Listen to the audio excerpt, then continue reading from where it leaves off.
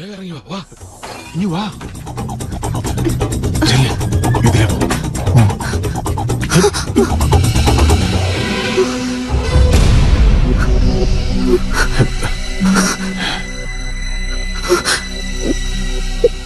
നീ എന്നാടാ ഇവിടുത്തെ സോഡ സപ്ലൈ തുടങ്ങിയത്?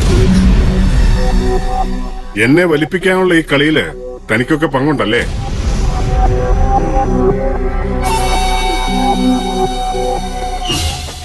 വാടിയുടെ മാറിക്കിടാ.